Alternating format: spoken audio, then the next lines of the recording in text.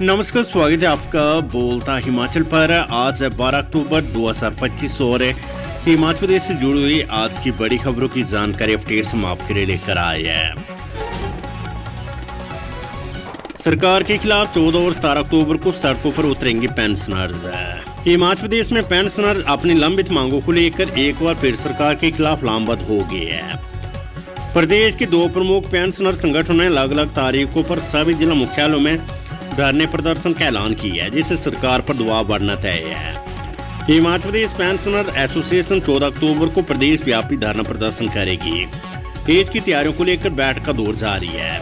इसी कड़ी में टोटो ब्लॉक पेंशनर इकाई की एक बैठक ब्लॉक अध्यक्ष कुंदन लाल शर्मा की अध्यक्षता में हुई। बैठक में Himachal Pradesh pensioner joint front के अध्यक्ष आत्माराम शर्मा ने विशेष रूप से शिरकत की। उन्होंने कहा कि टोटो ब्लॉक से सैकड़ों पेंशनर शिमला में होने वाले प्रदर्शन में हिस्सा लेंगे। आत्माराम शर्मा ने सरकार पर पेंशनर्स की अनदेखी का आरोप लगाते हुए कहा कि 1 जनवरी 2016 से 1 जनवरी 2022 के बीच सेवानिवृत्त हुए पेंशनरों की लाख रुपए की देनदारियां बकाया है, मेडिकल बिलों का भुगतान नहीं हो रहा है और 16% महंगाई भत्ता भी लंबित है। उन्होंने सरकार से तत्काल इन मांगों को पूरी करने की अपील की है। दिलचस्प बात यह है कि प्रदेश के पेंशनर दो गुटों में बंटे नजर आ रही है। एक एसोसिएशन जहां 14 अक्टूबर को प्रदर्शन कर रही है, वहीं प्रदेश संयुक्त संघर्ष समिति ने 17 अक्टूबर को जिलाधीश कार्यालयों के बाहर सांकेतिक धरने का ऐलान किया है। सीएम सुक्खू ने कृषकों को दी मिल्क प्रोसेसिंग प्लांट और 66 केवी सब स्टेशन की सौगात, सीबीएसई स्कूल खोलने की घोषणा।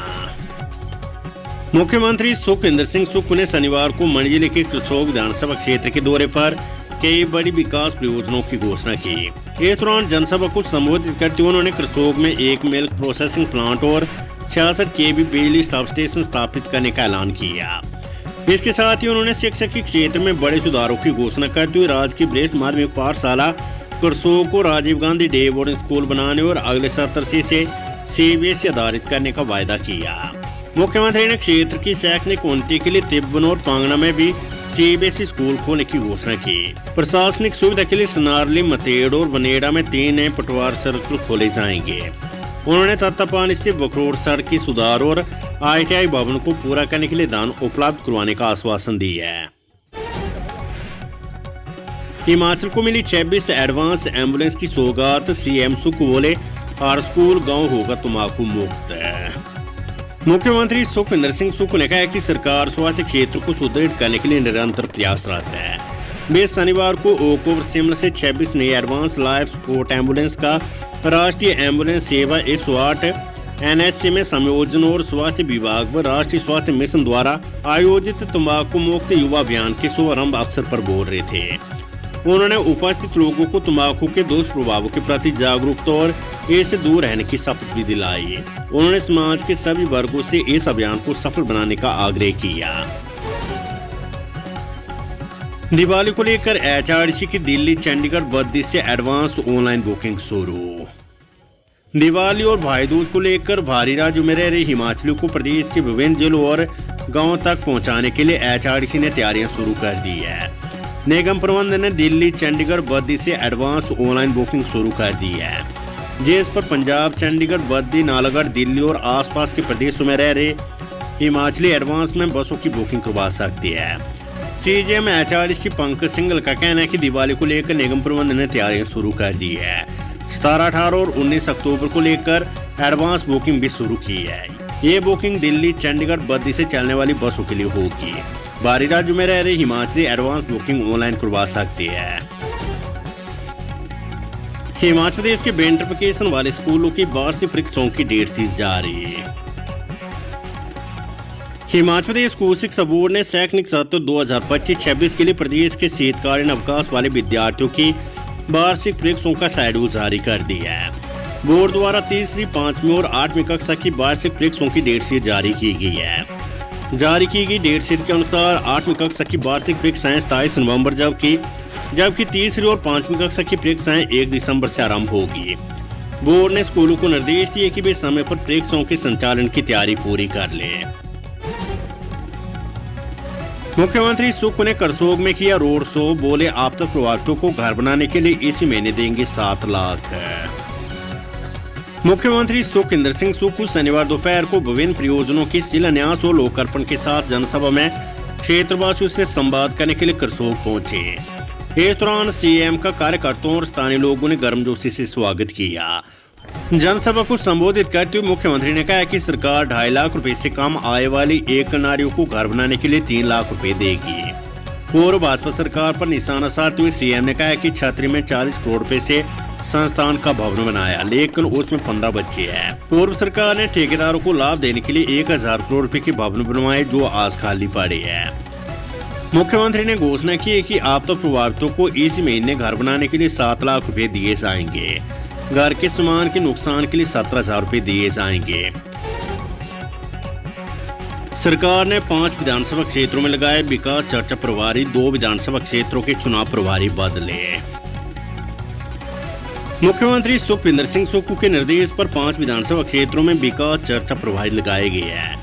इसके साथ ही 2 विधानसभा क्षेत्रों के चुनाव प्रभारियों को बदला गया है। राज्य विकास चर्चा प्रभारी विधायक सुरेश कुमार ने जानकारी दी है। उन्होंने बताया कि सरकाघाट विधानसभा क्षेत्र में प्रवेश ठाकुर, नाचन में बलदेव ठाकुर, झंडूता में कमलराव, बंजार में एपीएमसी मंडी के चेयरमैन संजीव गुलेरिया, जोगिंद्रनगर में जोगिंद्र गुलेरिया को विकास चर्चा प्रभारी लगाया गया है। इसी तरह देर में रविंद्र बिट्टू के स्थान पर वाइस चेयरमैन विशाल चंबियाल और जसबा प्रागपुर में नरदेव कंबर के स्थान पर रविंद्र बिट्टू विकास चर्चा प्रभारी होंगे। रक्षक वन भक्षक एपीएमसी के खाते से 3 करोड़ 70 लाख रुपए उड़ाने वाला बैंक मैनेजर गिरफ्तार है। हिमाचल प्रदेश की राजधानी शिमला में करोड़ों रुपए की धोखाधड़ी करने के मामले में एक बैंक मैनेजर को पुलिस ने गिरफ्तार किया है। मामला बैंक ऑफ वडोदरा की कुसुमटी शाखा का है, जहां के सीनियर मैनेजर अंकित राठौर को कृषि उपज विपणन समिति एपीएमसी शिमला एंड किन्नौर के खाते से 3 करोड़ 70 लाख रुपए की धोखाधड़ी करके निकाल लिए थे। आरोपी के जुर्म कबूल करने और कोर्ट द्वारा अग्रिम जमानत याचिका खारिज किए जाने के बाद पुलिस ने उसे हिरासत में लिया है। सचिवालय का ऑफिसर बनकर हाई कोर्ट में नौकरी दिलाने का दिया झांसा, फिर कर डाली लाखों रुपए की ठगी। हिमाचल प्रदेश हाई कोर्ट में नौकरी दिलाने के नाम पर एक व्यक्ति ने ठगी की और खुद को सचिवालय का ऑफिसर बताकर इस ठगी को अंजाम दिया है। यहाँ इस आरोपी ने हाई कोर्ट में एक व्यक्ति को मालिक की नौकरी लगाने के एवज में 1,20,000 रुपए का चूना लगा डाला। छोटा शिमला पुलिस थाना ने शिकायत मिलते विभिन्न धाराओं के तहत मामला दर्ज कर आगामी कार्यवाही शुरू कर दी है। आरोपी शिमला जिले के रोड उपमंडल का निवासी बताया जा रहा है। हिमाचल में पंचायत चुनाव टालने के लिए उपायुक्तों से कहकर चिट्ठी लिखवाई, जयराम ठाकुर ने विरोधाभासी बयानों पर घेरी सरकार है। हिमाचल प्रदेश में पंचायत चुनावों को लेकर राजनीति गरमाई हुई है। नेता प्रतिपक्ष जयराम ठाकुर ने सरकार पर चुनाव टालने की साजिश रचने और विरोधाभासी बयान देने का आरोप लगाया है। उन्होंने आपदा राहत कार्यों में सरकार की विफलता और केंद्र से मिली मदद का दुरुपयोग करने का भी आरोप लगाया है। जयराम ठाकुर ने कहा कि सरकार आपदा प्रभावितों को उनका हक नहीं दे रही है। उन्होंने आज जारी बयान में कहा कि अगर सरकार को चुनाव समय पर ही कराने तो वे चिट्ठी निकालने की जरूरत क्या है। जब तक हालात सही नहीं होंगे तब तक चुनाव नहीं हो पाएंगे। सरकार असमंजस में लग रही है।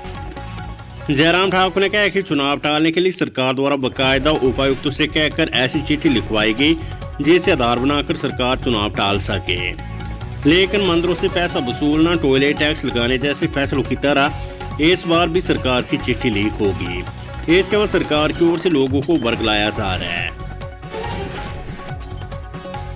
देरा उपचुनाव में महिला मंडलों को पैसा बांटने के आरोप में हिमाचल हाईकोर्ट में जनहित याचिका दायर है। जिला कांगड़ा के देरा विधानसभा क्षेत्र में 10 जून को हुए उपचुनाव के दौरान मुख्यमंत्री सुखविंदर सिंह सुक्खू की पत्नी विधायक कमलेश पर आचार संहिता के दौरान महिला मंडलों को पैसे बांटने के आरोप को लेकर एक जनहित याचिका दायर की गई है। ये जनहित याचिका देरा के पूर्व विधायक और उपचुनाव में भाजपा प्रत्याशी होशियार सिंह ने दायर की है। मुख्य न्यायाधीश गुरमीत सिंह संधवाली और न्यायाधीश जियालाल भारद्वाज की खंडपीठ ने प्रतिवादियों को नोटिस जारी करने से पहले याचिकाकर्ताओं को कोर्ट में 5 लाख रुपए जमा करने को कहा है। अदालत ने कहा है कि बोनाफाइड शो करने के बाद मामले की अगली सुनवाई होगी।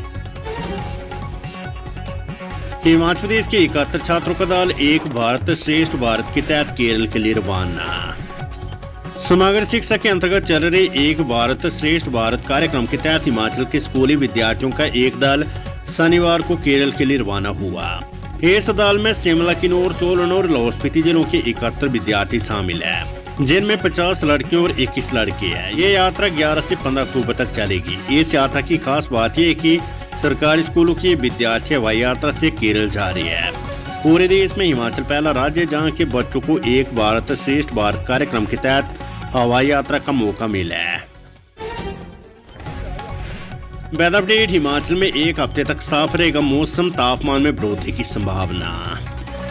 हिमाचल प्रदेश में एक हफ्ते तक मौसम साफ रहने का पूर्वानुमान है।